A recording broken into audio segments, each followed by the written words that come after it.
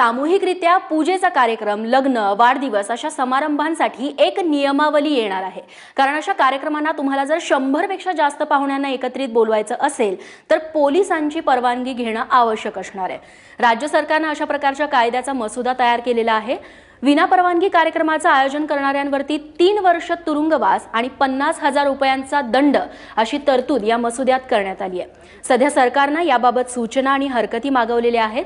याबाबतचा मसुदा सरकारच्या वेबसाईटवरती देखील टाकण्यात आलाय। या मसुद्याला अजूनही मान्यता मिळालेली नसली तरीही विरोधी पक्षांनी याला जोरदार विरोध करायला साहजिकच सुरुवात केली आहे। Maharashtra protection of internal security 2016 ऍक्टचा मसुदा जनतेसाठी त्यांनी खुला केला।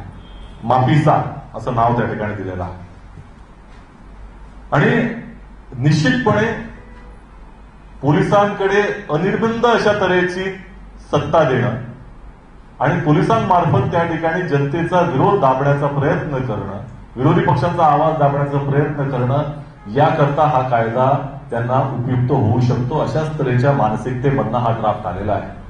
कोणताही लोकशाही विचारांचा पक्ष अशा तऱ्हेचा ड्राफ्ट त्या ठिकाणी जनतेसमोर आणू शकणार नाही।